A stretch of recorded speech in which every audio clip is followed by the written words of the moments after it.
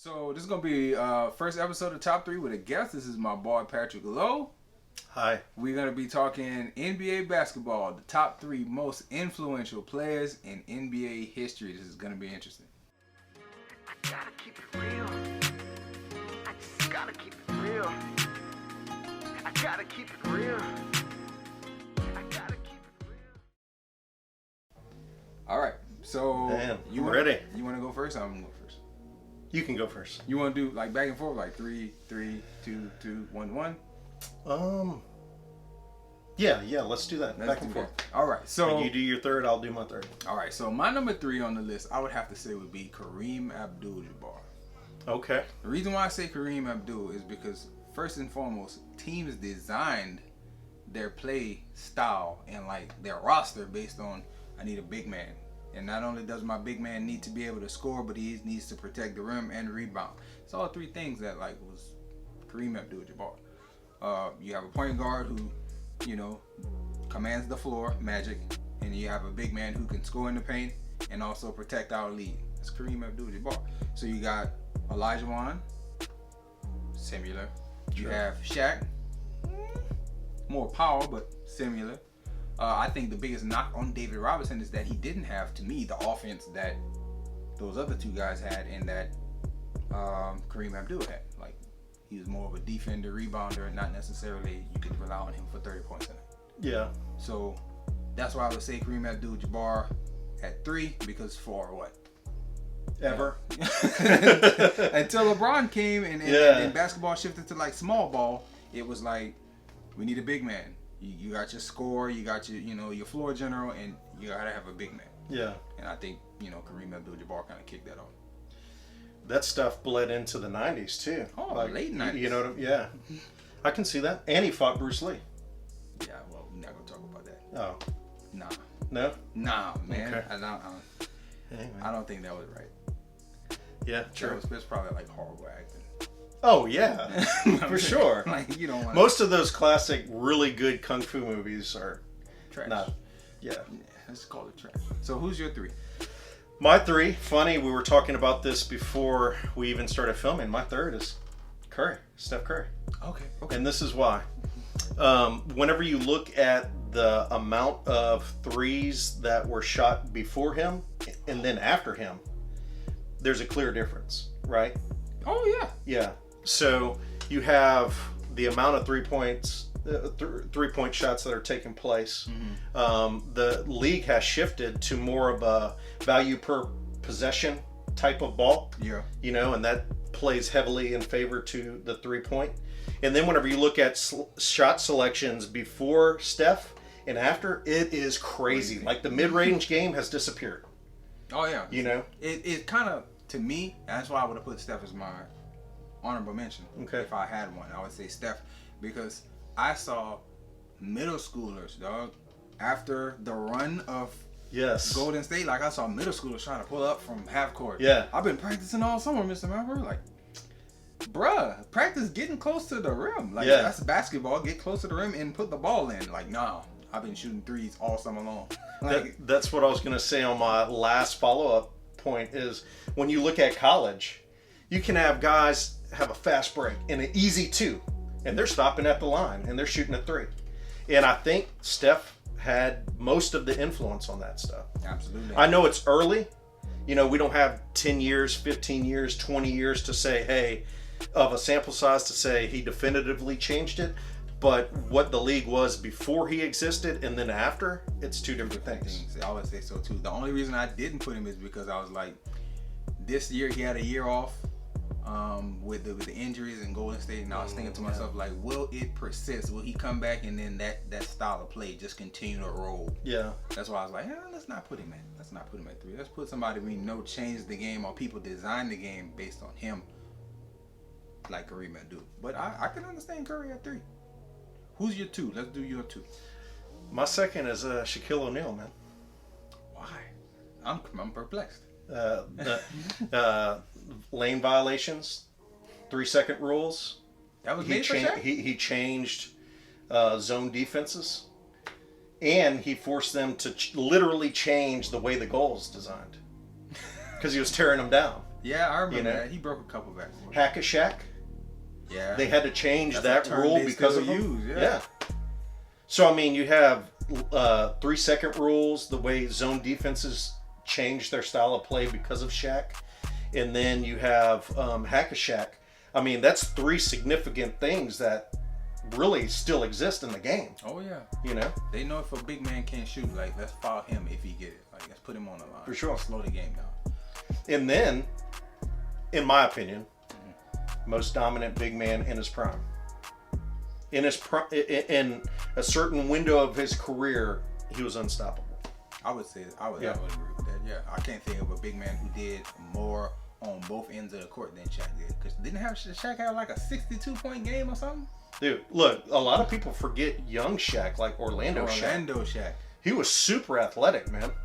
I mean, he still was in the early years of LA, but like, man, I mean, people get it twisted when they think of like Boston Shaq. Boston Shaq, Miami Shaq. Cavs Shaq. I'm just here to Yeah, get a chip, help these young players get a chip. Yeah. Stop, man. But Go Miami sit Miami Shaq still had a little gas, you know, I think or so. diesel. Yeah. You see what I did there? Yeah. Oh man, I would have never thought of Shaq. I never thought of Shaq. Yeah. That's a good one. Yeah. My 2 was LeBron. Hey, all right. The reason why I say LeBron is because like I want to say we got about 10 years of Oh yeah. for sure. GMs looking at a LeBron archetype. I want somebody who is 6'8" to 6'9", who can handle the ball, who can take it down court, who can drive and dish, and who is super athletic. But so many of those players that fit that mold didn't pan out, and you just had LeBron. Yeah. And like people tried to base it off of analytics, like the measurables, and they was drafting players based on that, and they never went nowhere. I think to myself, like a Ben Simmons would never have been picked first with his lack of shooting, with his lack of like really ball handling. Yeah. He's a slash and drive to the hole or dish type player. Like he's a LeBron, except he's not LeBron. He wouldn't even existed if not for LeBron. I also think that the way free agency is handled changed with LeBron. Like the whole decision the first time. Oh man. And the whole like let's Yeah, build a team. yeah. Like, I know Boston kind of did it first with Ray Allen and Kevin Garnett and Paul Pierce, but it seemed more organic with them than For sure. the years of LeBron. Just like, oh, let me get all these people who are good still to come play with me. Let me Yeah. get, let's go here, let's go there. Like the conversation about free agency changed with LeBron moving from city to city trying to win chips. And I think because of that, younger players look at it like, oh, I want to be with these people. Like the competitive edge of I want to win on my own kind of dissipated with LeBron. So that's why I look at LeBron as the 2, because again, 10, 15 years, Kobe was still there, but like things changed when LeBron came in and saw a little bit of success, because people wanted, oh, I want a player that plays that style. And then once he got the cloud and started moving to free agency, people like really considered their options, and players started talking on phones and tweeting at each other, and it's like They're on banana boats together. banana boats, and I'm like, what do we like? You don't want to just play when you want to play, and whoever show up.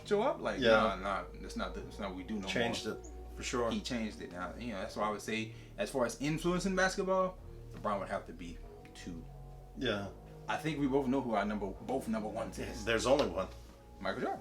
Absolutely. Why for you? Let's do Yeah. it. Why for you would you would put MJ 1? Man, like to go through the list of accomplishments, we're coming off the heels of The Last Dance. Yes. If you watch The Last Dance and don't think Jordan's the GOAT, I'm praying for you. Deception. It's just deception.